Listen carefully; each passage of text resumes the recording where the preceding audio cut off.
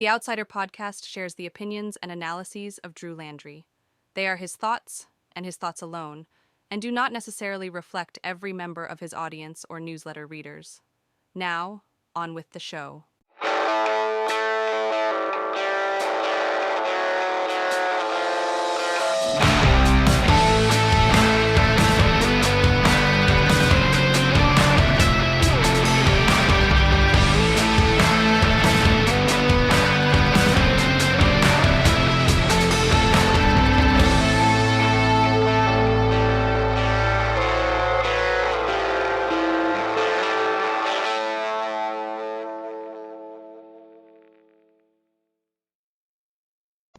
Welcome in to another episode of the Outsider Podcast, the best politics podcast west of I-35.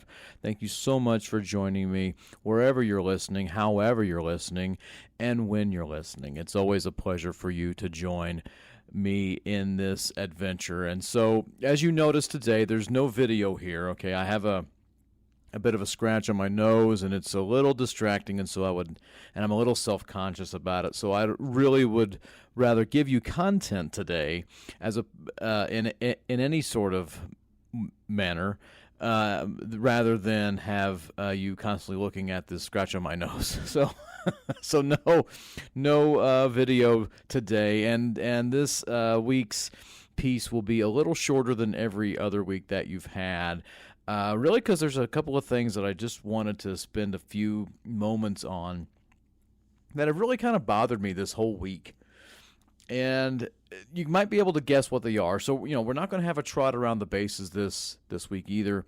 I like to do that with the visuals and like to show you what all that, the sources that I have and let you know that I'm just not making this stuff up. But with the fact I'm not doing video this go around, and we're just going to have to skip that particular part of the show. So, not getting what you got the last couple of times, I apologize for that, but you are going to get some solid content nonetheless. We're going to also kind of skip the ongoing analysis that you've received from me about the Senate race between Paxton and Cornyn. Really, you know where I stand on a lot of that. You know what the take that I have, and until I'm wrong, until what I suggest doesn't happen, I'm going to keep beating that particular drum. But I think it's interesting for us to just look at one other thing about that whole race, is the fact that Cornyn has outraised Paxton in this little time of the runoff period, and former President George W. Bush is backing John Cornyn. I don't think that's a big surprise to really anybody, because the Paxton people have gone after the Bush family. So it was Tony Busby in the impeachment trial that said the Bush era of the Republican Party is over. So if you're wanting the to expand your base of a set of supporters, you're probably not going to attract a former president and his family by saying that their brand of Republican-style politics is no longer welcome. So, let alone the fact that Paxton, really just kind of, he didn't really respect George P. Bush back in 2022. So, it makes a lot of sense for former President Bush to back John Cornyn, gave a sizable donation to the Cornyn camp, and so that's very helpful to them. Of course, the recent polling that's been coming out here, there was one that was done by the Cornyn people. It had Cornyn ahead of Paxton by 1 percentage point. Folks, that's well within any sort of margin of error, which, according to the Cornyn people, that means it is a very tight race and it can go either way. They're in a statistical tie.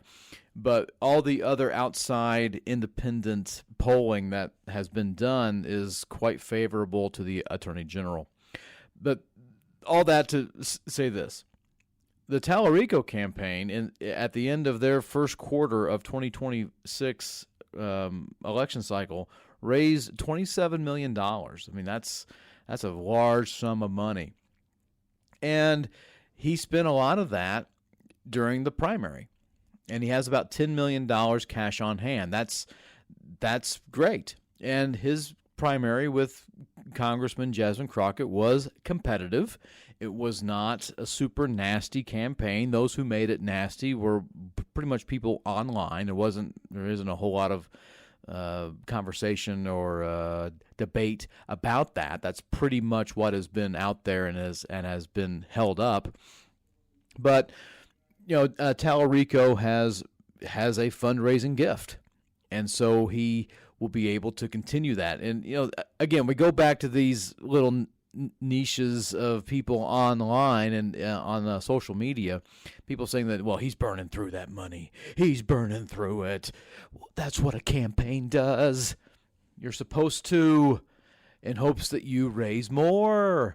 So this isn't going to be the end of Tallarico's fundraising capabilities. I mean, the best thing for him to do right now, and he's got some pretty smart people on his campaign who are helping him do this, is to reach out to those who voted for Jasmine Crockett and to also do the ad time to introduce himself and to say what he is for. This is his time to introduce himself, to gain name recognition all across the state of Texas in major media markets and medium media markets.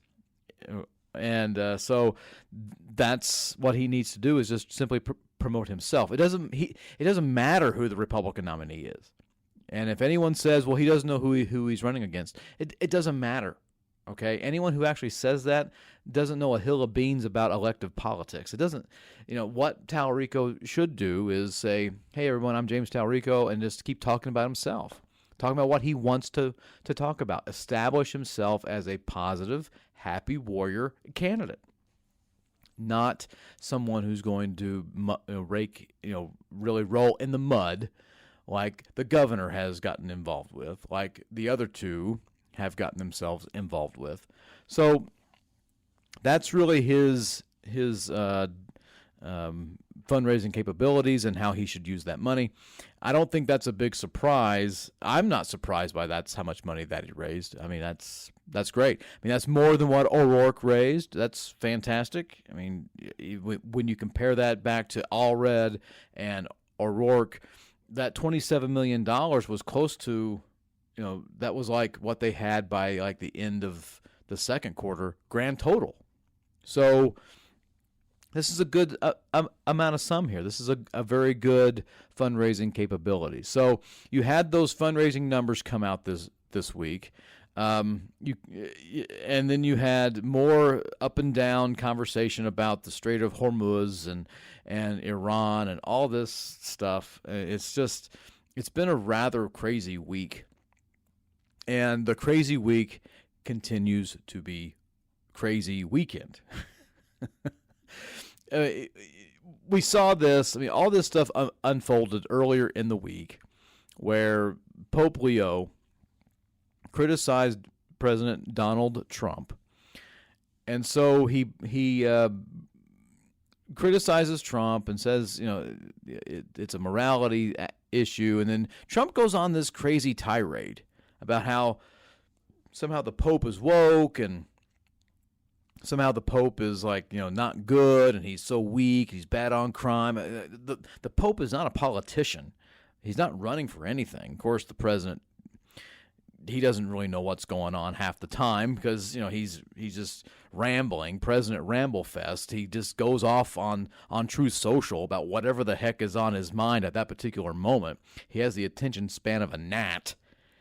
So there he is going on about how, just completely berating the Pope of all people, where an intelligent person, someone who does not have space between their ears would have shrugged their shoulders and moved on with life. But because this president is so incredibly thin-skinned, all right, you can take a pencil and shove it up against his thin skin and you would get to his bones, could not resist taking a swing, taking a jab at the Pope. Well, that's one thing. I mean, you want to do that, whatever. that's stupid and completely immature, but that's what you want to do, whatever. But it's a whole different thing for the president to want to make an AI image and cast himself as if he's Jesus Christ. And that's exactly what he did. And look, I'm not making any of this stuff up. Y'all can find it. I mean, people have screenshotted that. It's on the internet.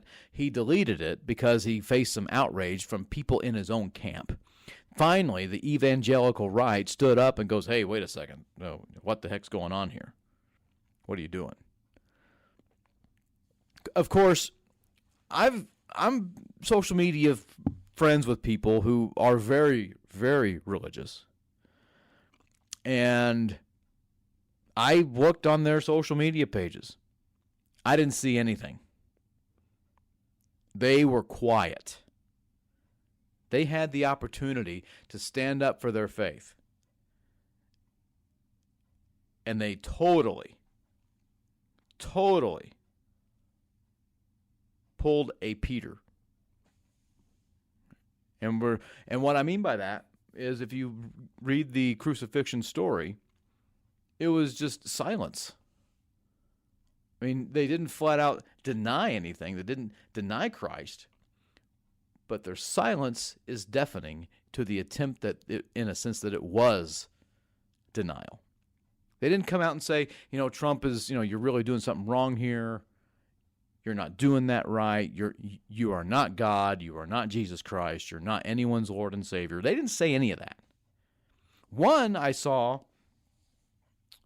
say, well, a lot of you need to take out that plank in your eye because you're coming after someone else's speck in their eye. Of course, it was vague booking. It wasn't someone who was really, making a claim about how, you're judging and you shouldn't judge. No. I mean, that's essentially what this person was saying, but that's not what it should be saying. That person should come out and say, that was wrong. Franklin Graham comes out and goes, well, I didn't like it, but I'm glad that he said that he meant to be a doctor. It was all just misconstrued here. That's all that it was. A big misunderstanding. He was trying to portray himself as a doctor from the Red Cross. I'm glad he said that. And then you had women's sports advocate Riley Gaines say, she made some sort of a statement against it. Trump comes out and goes, well, I don't really like her all that much anyway. I don't really, who cares? He took it down, and then she celebrates and says, yay, whatever. Of course, Riley Gaines, that's another little sidestep here. I mean, she complains that she finished 5th place. Great athlete, much more athletic than I am. Look, folks, I'm about to be 44 years old. Okay, I've herniated a disc in my back. My athletic days are gone. And I wish I had the athletic abilities of a lot of these athletes. I do. I really do. But I also know competition, and I also know common sense. So there's my sidebar about her. But as a Christian advocate, as she is on social media, make no mistake about it, she came out and said something. She used her platform to say that's wrong. And then you had some other people who came out and said, hey, wait a second. This ain't good. Yet, you didn't hear any of this coming from some of the most religious people in Texas. The governor certainly didn't say anything. The governor's very scared of President Trump. He didn't say anything. Where was Dan Patrick? Where was Kim Paxton? Well, let's not get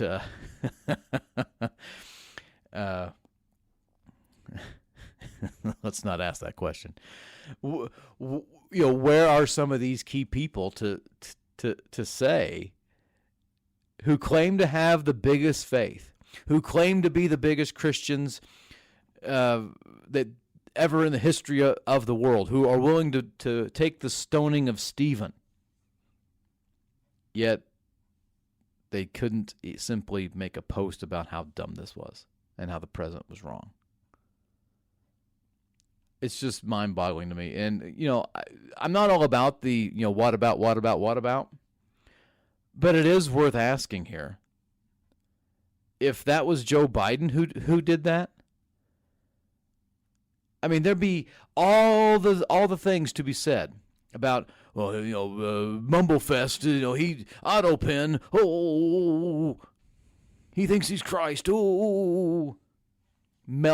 If it was Obama, if it was Bill Clinton, if it was Jimmy Carter, and that's the thing about the religious right. They don't like the fact that Jimmy Carter kept a consistent code before he became president and after he became president. You can't say that about Donald Trump. I mean, he's had a consistent code, of manipulation, of lies, of scandal, of cheating, horrible connections with people in life, not paying workers, not paying taxes. I mean, none of this stuff is, again, you can Google all of this. I'm not saying anything that is wrong here or that can't be found or has not been reported. I mean, Donald Trump's a good man. What is the definition of a good man? What are you talking about? How in the world? You just, you got to wonder what particular drug that people who say this are on. And it's just so wild to me as somebody who analyzes things. Where in the world are people who would defend him against any others when it came to religious rights and religious liberties? Where are they now? Did the president call up all of these people and say, you know what, I'm really sorry? No, he said it was that AI messed it up. AI doesn't mess up. It messes up if the command is messed up. So only if the president typed in, make me as Jesus Christ, as if I'm healing the Pope from Trump derangement syndrome, and that's what you got, and that's what he posted. But let's understand that if he said, make me a doctor from the Red Cross, it would have made him a doctor from the Red Cross. The president is just an absolute liar. And those who don't like lying, those who can't stand liars and support this guy, you're lying to yourself. It's just incredibly crazy to me. It makes absolutely no sense that there is a group of people who have a religious code on one arm, and then on the other arm have it around Donald Trump. And I just don't understand it. Look, I live, as you know, I live out here in West Texas. It's Texas is often referred to, well, some refer to, I shouldn't say often, some refer this to the buckle of the Bible Belt. And you've got a lot of people out here who are super religious. Well, they're super Christian. They claim it anyway. Yet they had a real good opportunity this past week to exercise their faith. To say, President, you are wrong. Didn't happen. They all stayed silent. And I think that speaks more to their character than anything else that they'll say on a Sunday. There's there's a guy out here in West Texas. He's the pastor at a church that also is home to a private school. And he has said that, I don't bring politics to the pulpit. It just comes here and I deal with it. I'm not bringing the pulpit to politics. Politics is coming in, and I'm just saying about it. Well, dude, you better say something about it on Sunday, on April 19th, 2026, in the year of our Lord. It is the hope that everyone's watching you to say, how true are you to your faith?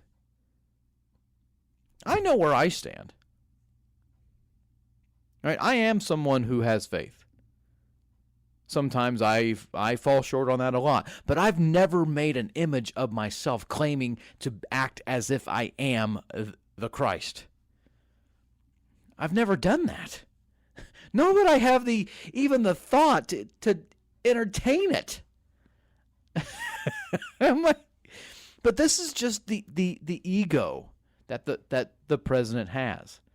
And he's always going to behave this way because his supporters continue to make excuses for him. They always make excuses for this man. It's either you didn't understand it, or he didn't mean it, or he didn't say that. Even if he did say that, whenever you show them video evidence of him saying it, well, he didn't mean it like that, and you misinterpreted what he said because you suffer from Trump derangement syndrome. Even though it's quite clear that any person with any sort of prefrontal lobe can actually work, that frontal vortex in our heads,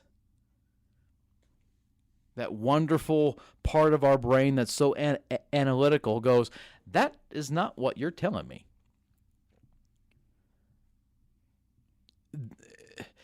They will still come at you and go, no. That is not what happened. Oh my gosh. It's not like you're telling a story about a family event that happened 25 years ago. I'm showing you something that the man said earlier in the week. I mean, this is such wonderful mental gymnastics. They deserve a gold medal. Like, you're doing so much more mental gymnastics. Like, you're better at it than Simone Biles. I mean, I'll never understand it.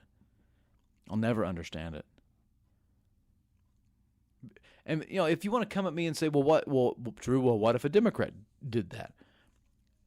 I would be on the front line saying that's not right. That's exactly what I do. But I'll tell you what else. You won't see a Democrat doing that. Because no thinking person who is president of the United States is going to swing at every pitch that is given to them, or one that they think is given to them. This is just such fifth grade crap. But what else can you expect from this guy? For real. He's constantly falling asleep in meetings. I'm not making that up, folks. Well, he's just resting his eyes. Yeah, my father used to tell me that whenever he would fall asleep on the couch. I'm not asleep. I'm just resting my eyes. I know exactly what he was doing. Well, he's just kind of nodding. He understands what they're saying. Don't you do that ever so often? Yeah, when I'm tired. Again, this man can walk up to anybody, kick them in the gut, throw them on the ground,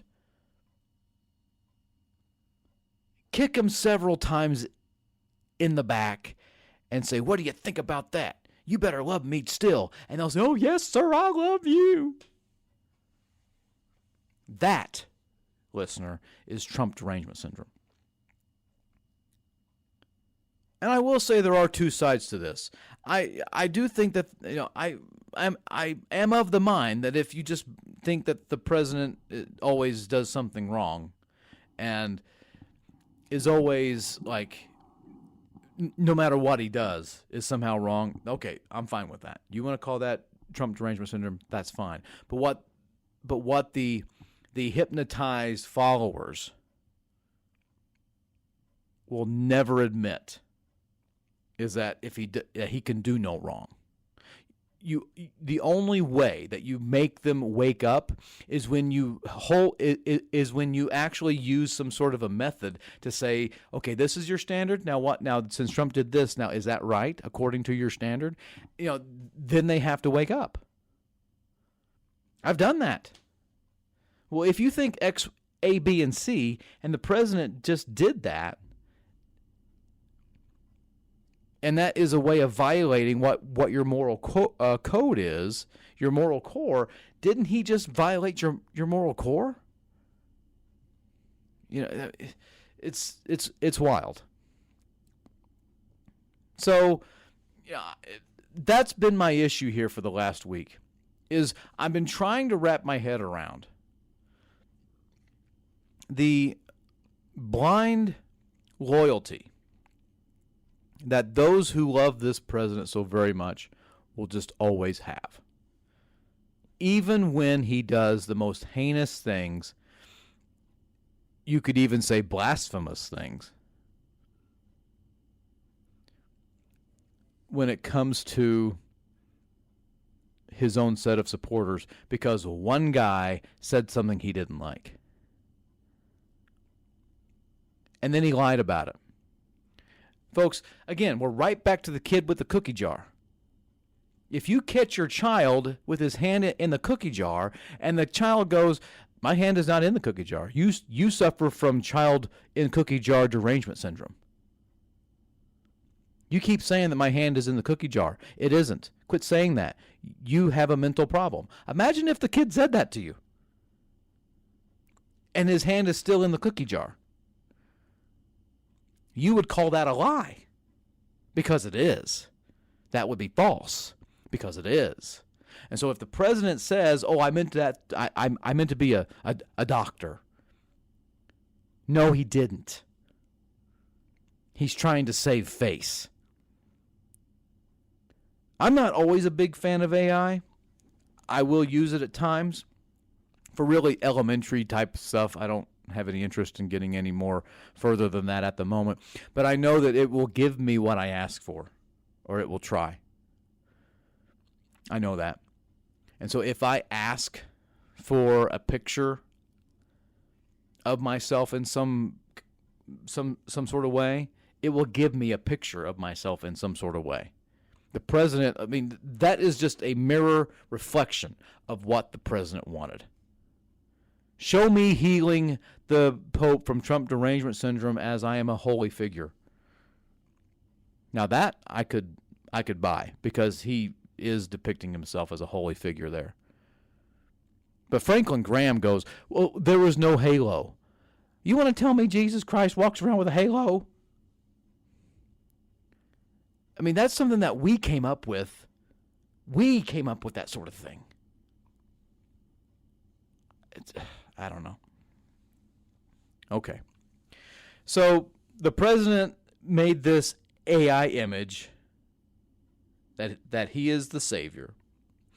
Those who are diehard supporters of him, he hasn't really lost them because they love him, and that's the other side of Trump derangement syndrome. No matter what he does, they will make excuses for him, and they will love him forever, always forever, near and far, closer together, as Donna Lewis sang. That's them. But I think what's interesting is another thing that happened this week that has something along the lines of that. And it's Pete Hegseth, quote-unquote Secretary of War. There is no War Department, no matter what the president thinks. Secretary of Defense Pete Hegseth has this, I don't know what this is, a meeting, a pep talk, I don't know. I know Saturday Night Live is going to really enjoy themselves when they spoof this, but he goes on and talks about Ezekiel 25:17.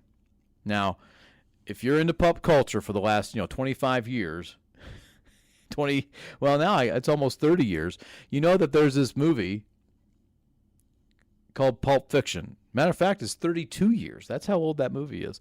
Pulp Fiction, with John Travolta, Samuel L. Jackson, Bruce Willis is in that movie. So many other people are in Pulp Fiction.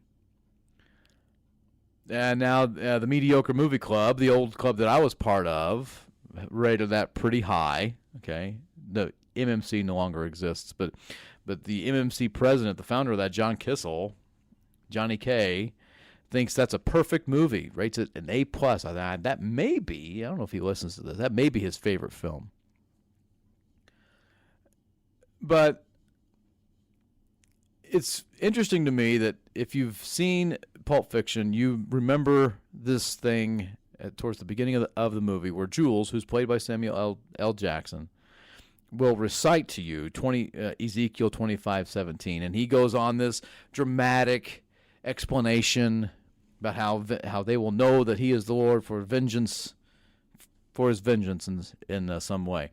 It's almost as if Pete Hegseth, who was to give this a little bit of context, who was saying how this was a prayer that a lot of the people in some military portion will say before they go on a mission. And he say this prayer from Pulp Fiction. And it's Ezekiel 25:17 does actually exist. Okay, it is a verse in the Bible, but it's not in that manner. It's a totally different take. And folks, I've been having fun with this because, and really, this is my rationale. If the religious right is not going to condemn the president for making himself appear as Jesus Christ, then they don't take this. Then it's a very simple evaluation here. Then they probably wouldn't care if you just messed up a bunch of scripture. So since there's this reference to a modified, entertaining portion of Ezekiel 25:17, I'm like, well, you know what I'd rather do? Why not they just quote Austin 3:16? Well, I would love for them to read the King James version of Austin 3:16.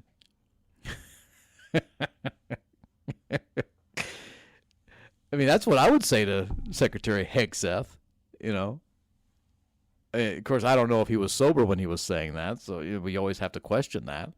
I mean, we don't know if he's stopped drinking or not. We hope that he has. We just don't know. But it's so funny to me that he probably, I don't know if he's ever read that book. I mean, the book being the Bible. Nor do I know if he's ever read that passage. He probably didn't know that it even existed until he found out about this. It's so funny to me that he's like, yeah, you guys do that. Yeah, it's great. Yeah. And he's using a religious quote to rationalize warfare. That I know I'm doing the Lord's work by killing so many people. Wow. Wreaking havoc on a whole other country is great because they will know that I am doing the Lord's work. I don't know about that. This is just, look, I'm not trying to make this into some sort of a religious segment of the podcast. I'm not trying to make this a very spiritual episode here. But I'm just calling out how this would never fly with the left. That's really the big point that I'm making here. Because this goes right back to an episode that I made earlier in this series about how the right gets away with things that the left doesn't. The right gets to say that they're jokes. The right gets to say that, no, I didn't really mean it.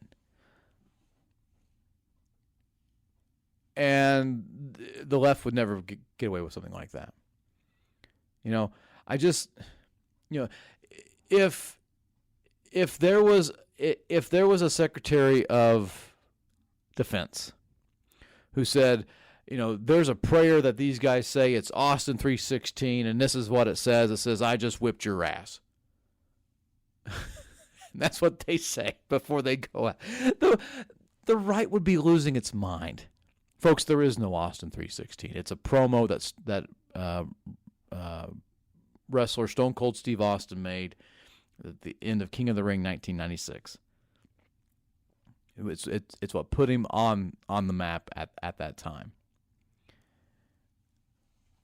So there is no such thing as Austin 3:16. And the reason that I'm bringing it up now is that the way that the secretary brought this out from Ezekiel 25:17 is a complete stretch of the actual verse.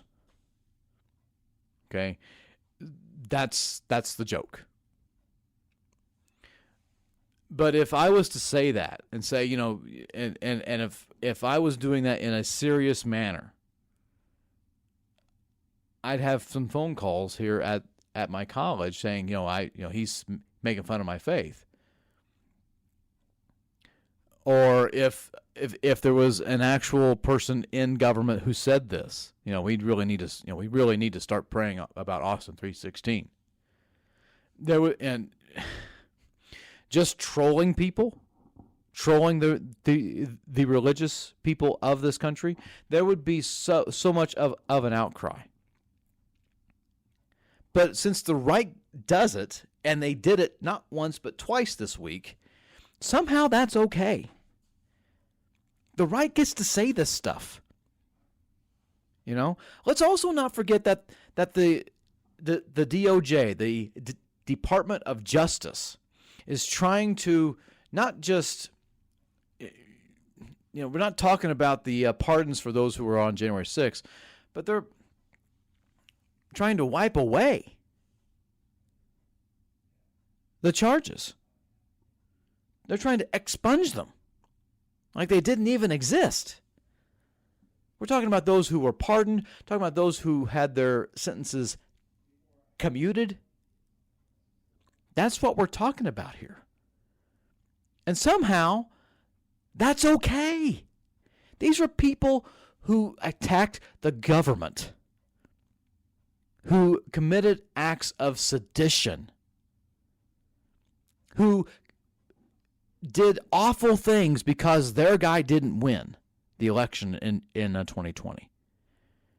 And now this corrupt Department of Justice, who we don't have an attorney general, we have an acting attorney general, wants to expunge the record of those whose sentences for January 6th were either commuted or pardoned.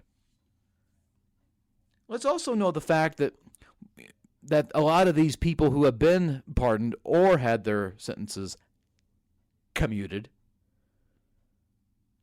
they've gone on to commit other crimes. There's even one guy working for ICE. I mean, what the heck? That's fine. They want to get on with their lives. I get that. If I was pardoned, I'd want to get on with my life too. But let's also know I wouldn't be doing the same things that I did before. I mean, there was a J6er who got shot by cops up in Indiana. I mean, there's these people who think they can get away with anything just because they got pardoned. That means they didn't pay attention in government, they haven't read the Constitution, and they think they know, but they don't. But this is all the stuff that the right gets away with. The left doesn't get away with any of this. Because if the left said any of these things, if the left acted like any of this, there's that violent left, and then there'd be the right in all of their media saying more lies about the left in all their media, about how the left is just some sort of bunch of violent people, which there's no evidence of any of that. There's no hard evidence to suggest that the left is more violent than the right, because it isn't. But these are all things that the right gets to say that the left never gets to say, and nor can they say. And this is going to be the legacy of this president. He wants division. He doesn't want to unify anything. There's no unification with Donald Trump. Zero. He wants to keep us divided. He wants people to always think that it's him and he's the one that everyone worships on the right. So therefore, if they're attacking him, then they're attacking you versus everybody else. They're only attacking me because they hate you. That's cult of personality, folks. That's derangement syndrome. So it's quite funny to me, and by funny I mean ironic, that those who constantly are worried about conspiracies, those who are always concerned about somebody coming after them, are the ones who are going after people. We have a vindictive and corrupt justice system who's been trying to go after the Democrats and all these other people because they either went after the Republicans and Trump for violating the law. Somehow, if you violate the law and you're held to that standard of violating the law, somehow that's a weaponized DOJ. No. Again, this goes right back to the fact that the right gets to do these things and the left doesn't. So, this is the great irony. The right gets away with all this. The left would never get away with this. I mean, let's understand that the legacy of Trump is going to be a lot of change. There's no question about that. But it's going to be because of change that he didn't like, that he wanted to change because he didn't like the stuff before. It's not like it needed a great sense of reform. No. It's because he wanted to profit off of it. I mean, he's suing the IRS for $10 billion. I don't owe that man a single bit of money. Neither do you.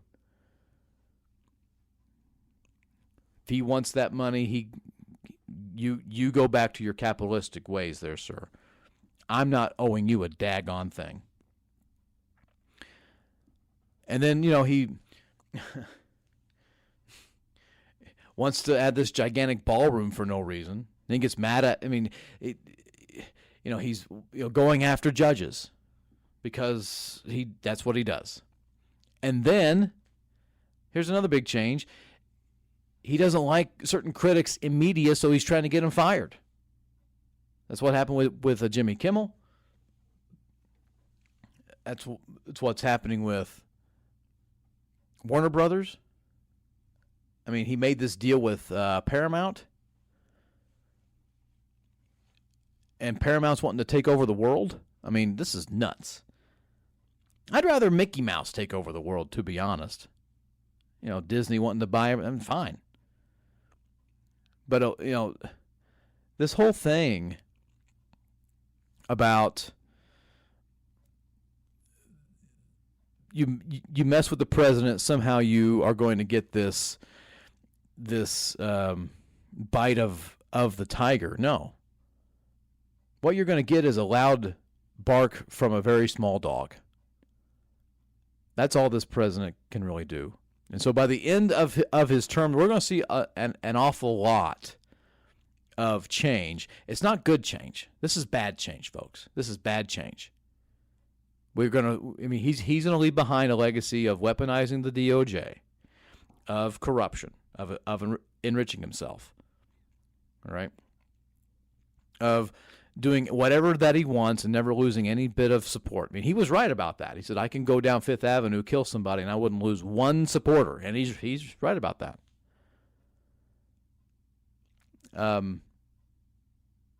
Pardoning all these people for attacking the government, attacking Congress, bypassing Congress on a lot of things. And you could say shrinking the government, that's okay. That's okay, but having influence from Elon Musk? No thanks. So when we talk about the end of this president's term, we're also assuming that he's going to leave, by the way. What this will look like is an easy victory for Democrats in 2028 if things continue the way that they are. So I'm not surprised by any of that.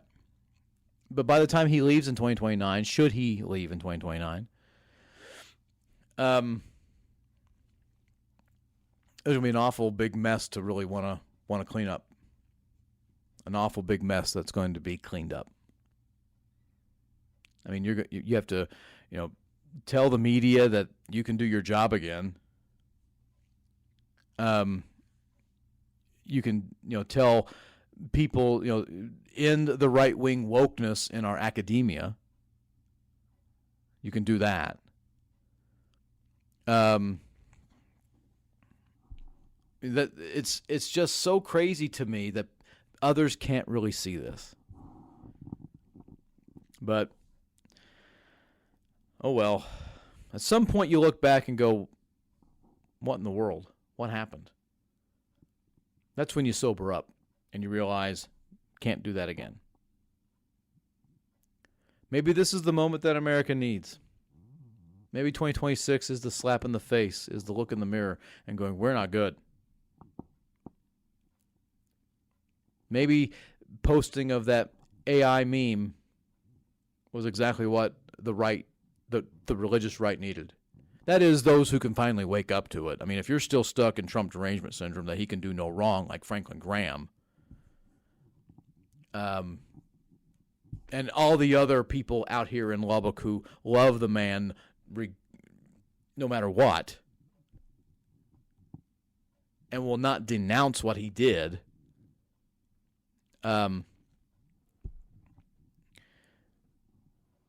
outside of those people who are on the fringe, maybe this is what the rational religious person needed to see, and goes, man, that's not right. Now, and we're also just going to run with what a movie quote to think that that's the actual saying of Ezekiel 25:17. This is crazy. This is just a different world. I can't wait for it to go back to what it once was. BT, before Trump. We'll get that chance again, should our democracy survive. Will we be able to keep the republic that Franklin wanted us to? That's up to us. But until then, I'm holding their feet to the fire, and I think you ought to too. The president can't make those types of posts, and if he does, he deserves to be criticized for it. No leader should make those types of posts without being criticized for it, no matter who it is, thin-skinned or not. And if they do, that community of leaders, when it comes to the religious right, the religious center, even the religious left, must denounce. And a lot of them haven't. They've stayed silent. Your silence is quite deafening. And it's very much being noted. But again, as just to reiterate, this may be the very sign that we need to kind of wake up and go, okay, well, that was dumb. This is why the president's approval rating is so bad. This right here. One of the many reasons that America is going, this is why we don't like this guy. Oh, yeah, now I remember why I don't like this guy. And that's what's happened. Okay. Thank you for listening in. I appreciate you listening, folks. Next week I'll be back with video. Just didn't quite have it this time because, again, I'm a self-conscious person. Didn't want you to be distracted by a scratch on my nose that could possibly distract you from the content. All right. Thank you very much, and I'll see you again very, very soon. The preceding analyses and opinions were that of Drew Landry and his alone. They did not necessarily reflect all of his podcast listeners or newsletter readers. Thank you for listening to the Outsider Podcast. Be sure to follow The Outsider on X and on Facebook. Also, don't forget to sign up to be a free subscriber to his newsletter on Substack. Just look for The Outsider. We will see you again next time.